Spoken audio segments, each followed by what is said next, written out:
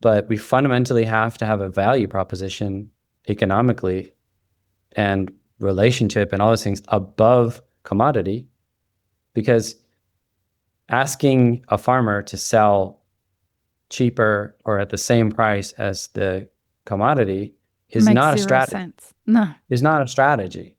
Yeah, but what about relation? It's not a strategy. We have to be a value proposition.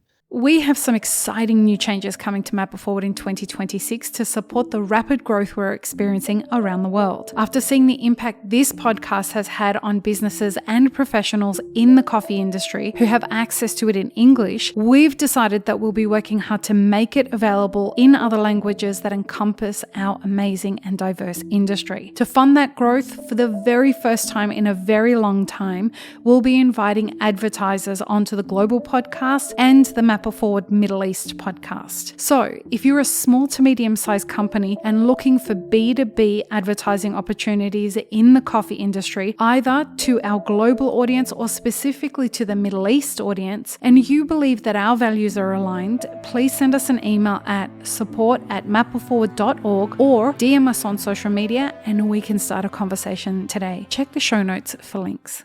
Welcome to the Daily Coffee Pro by Map It Forward, friends. I'm your host, Lee Safar, and this is episode 3 of a 5-part series with my WhatsApp group chat, Felipe and Angel. We have a running WhatsApp chat that we're dumping stuff into all day, most days, talking about what's going on with the market, what's happening at Origin, what's happening with us, the volatility of the market. There's lots of stuff that we talk about. And in this episode, we are talking about the challenges at Origin in 2025. And off air, guys, we were talking about the difference in the conversation, or the kind of the energy in the conversation from our discussion in 2025, where, you know, just the other day I was quoting Felipe saying to somebody that, you know, sometimes I feel like that character in Just Look Up. I remember when you said that in our series, and I was quoting you the other day because I really feel like that sometimes. But I also feel like where we're at in the cycle of what's happening right now is very different to where we were at the beginning of this year. There's a general vibe shift, in my opinion. Do you guys agree? Yeah. Because like the warnings and everything that we were giving everyone in January, I don't feel that would benefit anybody right now. I don't think that saying to people the things that we were telling them in January, it no longer feels appropriate to say to people, you know, make sure you pay attention to this and pay attention to that. And I don't know that any of that would be of value to anyone anymore. Am I misreading that in your guys' opinion? No, I think you're right. You know what sometimes I think or I feel, it's like this image. I don't know if you remember, like when we were children, you know, watching these cartoons of the small angel and the small devil. You know, it's like people has very clear what could happen, what is gonna happen, could be, but eventually, you know, you have like the why do I say this angel, this little devil? You know, it could be the market. You know, the market goes up, then the market goes down. Yeah. And it's telling you, oh no, it will go down still. Don't buy now. What was Felipe saying? We were under 300, and a moment we're at 440, and people won't buy because of that. So I think the volatility is so hard that it makes people lose focus constantly. Right. What about you, Felipe? Do you agree? I think we always need to pay attention to what's going on. And the more we understand, the more we realize our limitations and our stress points, we have to ultimately make a decision, you know. And I think the hard part is like not just keep beating ourselves up over not making decisions. Like, you know, it's like we need to work with more realistic goals, I think, in terms of coverage plans, and then what coffee costs. We have to completely readjust our mindset. And what is happening is a symptom of the root cause. But I see few people wanting to listen to the root cause. Actually, this year last year I was feeling more excitement about regenerative, and this year, for the exception of a small percentage of people, I feel like that's gone out the window. And it's insane because this is what's happening. This is why, I mean, what are the main factors that are happening right now? We have temperature rise and water, either too much water or too little water. But the main issue is high temperature in most countries. And the stress level where coffee does not operate anymore, it doesn't grow. The plant nodes don't grow as much as they used to. So we are not getting the amount of bags per hectare that we used to. Even if you irrigate, it's just too hot. So but these, and we have the solutions, but these things take time. And you know, I'm like talking to every roaster, have you heard of agroforestry? It's like literally no one has heard of agroforestry. It's just in one year, out the other. It's just everyone's just kind of just trying to survive at the moment. And then I think the other main thing is the Asia, you know, the Asian markets, the Asian consumer, the China, Pakistan, India, Malaysia, Thailand, Indonesia, Vietnam. These are all fresh, brand new, very excited coffee drinkers who don't expect coffee to be cheap because they never knew coffee to be cheap.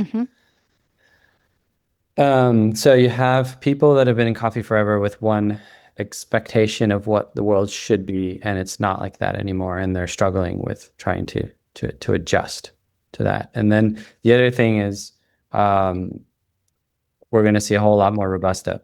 So we're going to see Robusta being more lucrative. It's double the production. You can plant it in lower lands. So I think I said this the last two podcasts, but I see Brazil becoming a bigger Robusta producer than Arabica in the next 5 years. So I think that Robusta will hopefully relieve some of the stress. But we will see a bigger difference between daily coffee, like Brazilian supermarket coffee has become like 90% Robusta in 1 year. It's just Is that sustainable though? Because we had the folks from South India Coffee Co on the podcast, and they'd been doing some research on their farm about the amount of water that Robusta needs compared to Arabica. And it is significantly more for Robusta than it is for Arabica. Now, I know that Brazil's got issues with water. So even with irrigation is a short-term solution, right? It will get us over the next, let's say, 20 years. But beyond that, isn't that going to create an even bigger issue for Brazil if the rain doesn't return? Go ahead, Angel. Go ahead. If I could add two things, I think one of the issues that we see is that sometimes farmers or the industry, globally speaking, for the producing world, it thinks first as it is a single country and a single condition. The whole industry. The whole industry. And that's like a big issue, you know, let's saying that, Robusta is going to be good for the whole world. And as Felipe said, probably it's going to be good for Brazil. I don't know. We will let him say about it, but and they will say, yeah, it's going to be good for the whole world. So we will adapt the whole world to do that, but it's not how it is. Actually, it doesn't work that way. And then the other thing is that we think one of the issues with climate change is that you could have a very intense change in a moment, and then you would say like, oh no, I have to change my farm to adapt to this. And possibly globally for a longer period of time, that is what would happen to your area. Mhm. But then you have that is completely the opposite. Right. And then, of course, farmer will think for the moment, I need to adapt to this. Not But- thinking about the long game. Yeah, and probably Right. seeing, okay, these past years they have been chaotic, but what can I get? And I think that for me is like one of the issues on the production, from the production perspective. I have a producer came the other day to the office, and he was telling me, like right now with it's not for the climate change, but for the Niño and La Niña Mhm. that we had these past 2 years, the conditions have been relatively good for Colombia. So people would say Colombia is producing more coffee is because of this, but in some regions it's not the case. Like this farmer came and imagine that he passed from having 1900, 2000 millimeters of rain per year to having 3900. Wow. His farm is not flowering anymore. Wow. And of course, what the country will see here, you have a national federation that will see which of these areas, possibly tomorrow,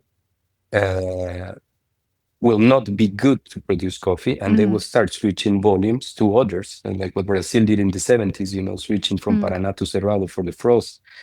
But these are big countries, and I think that's how they manage to survive. But I come from a small country, El Salvador, and I don't know if in 10 years El Salvador will be able to produce coffee for everything that is happening in the climate change.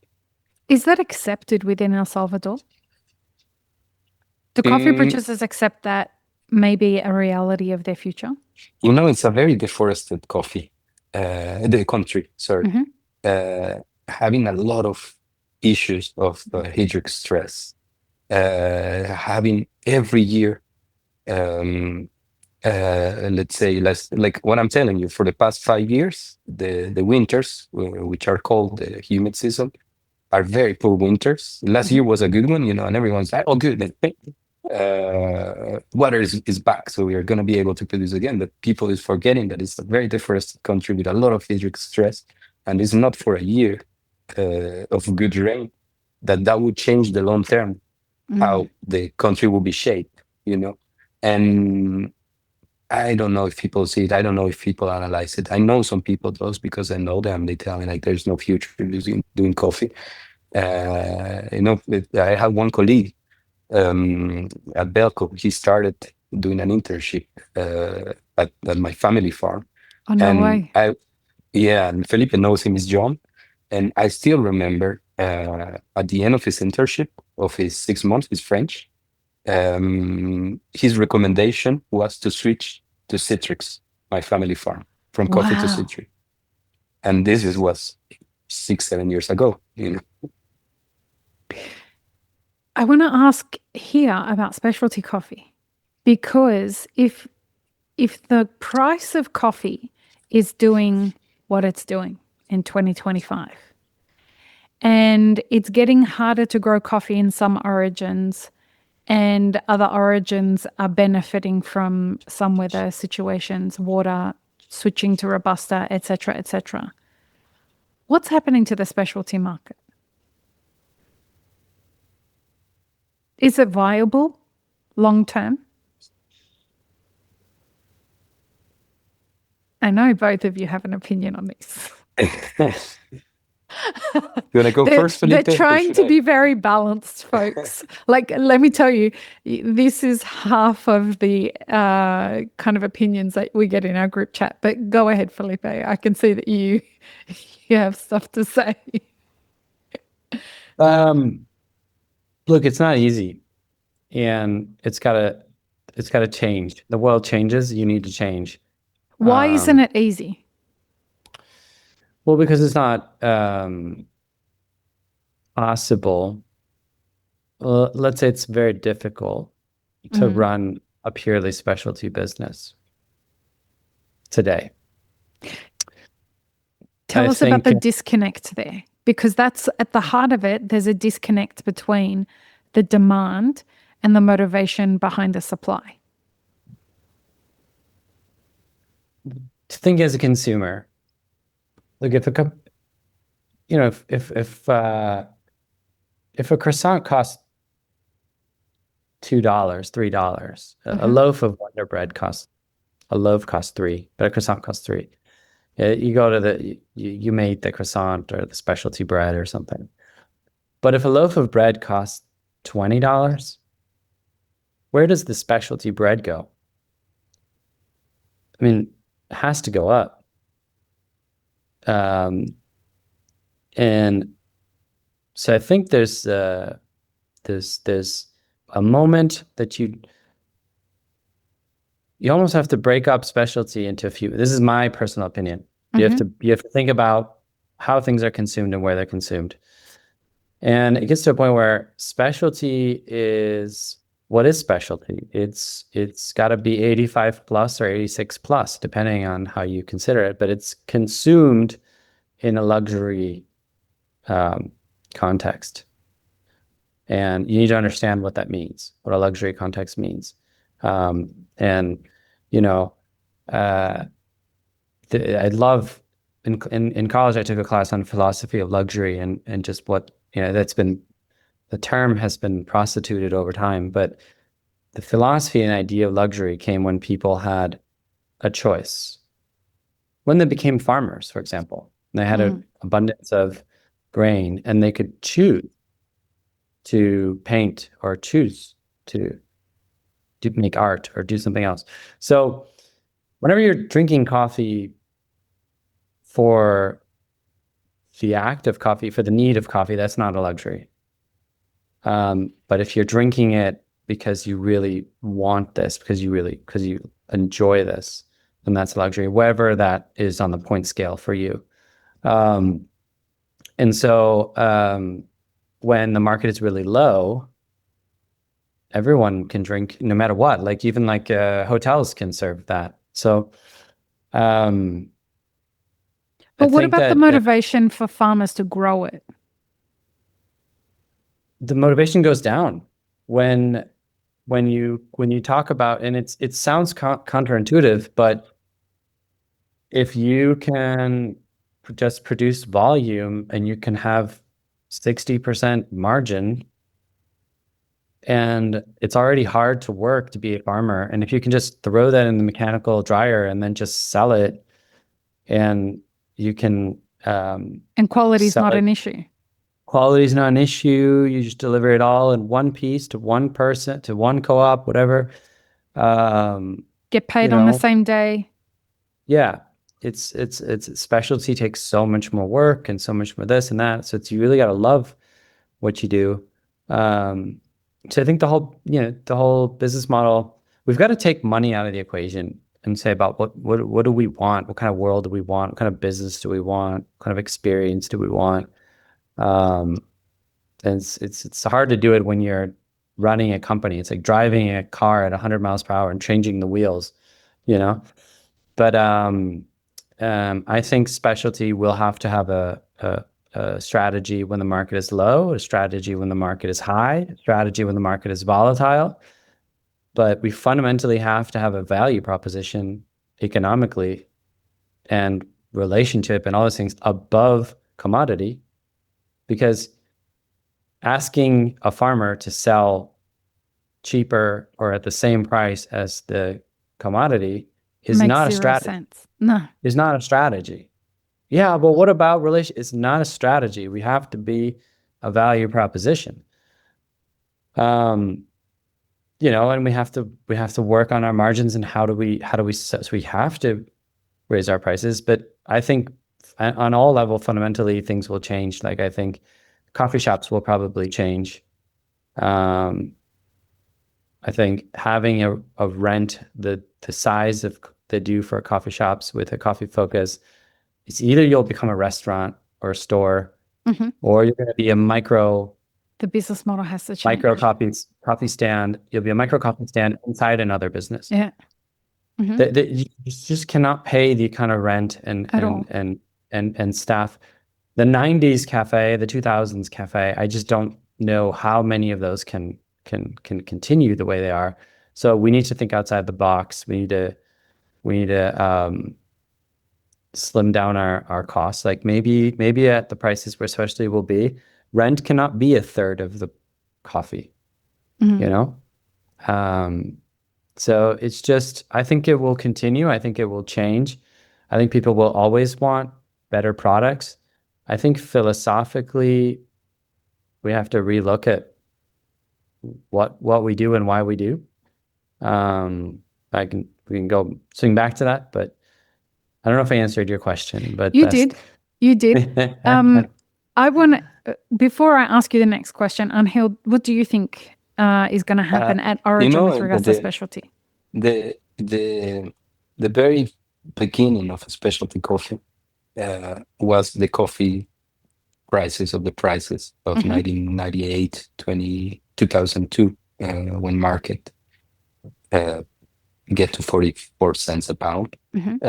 Some initiatives like Cup of Excellence started. And I said the beginning of what we know today as a specialty coffee, because we could, of course, argue that in 1978, there was the first definition on what a specialty coffee is, and then, you know, the startups in the 80s, etc. But what we know today as a specialty industry, and a lot of actors that have driven the specialty industry, was at that moment when Cup of Excellence started. I know it very well because I live it with my family when prices were so down. You know, like a Cup of Excellence, it seemed like the only option that you could have of not losing everything, and try to meet final buyers, etc. So the model of a specialty coffee was, we get better quality, we pay more, and that worked, I would say, like for 20 years.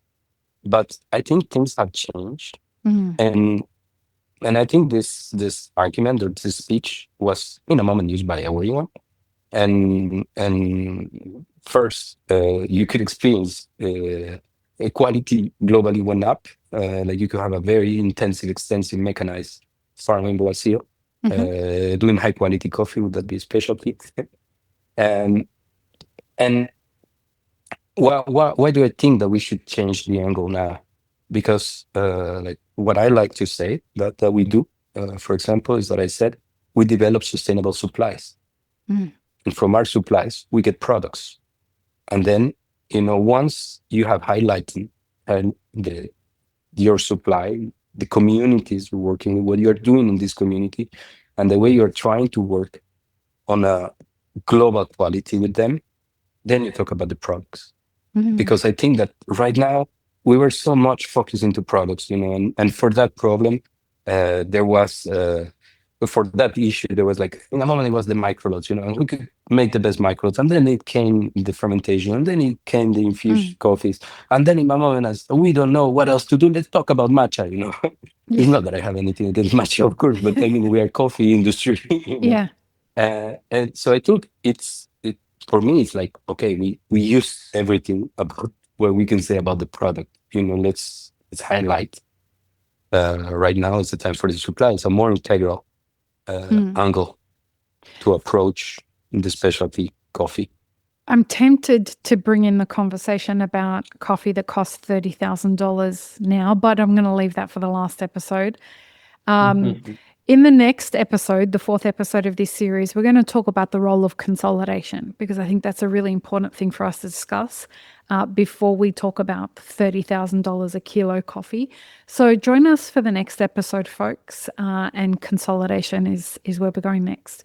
Peace, love, and peanut butter. Have an amazing rest of your day. This episode is part of a 5-part series produced by Mapper Forward. Check the full playlist and guest details in the show notes, as well as how you can support our work in the coffee industry. Become a premium YouTube subscriber, explore our Patreon and any brands we've partnered with to bring you this podcast. Please don't forget to like, share, and subscribe. It really does help us grow our audience.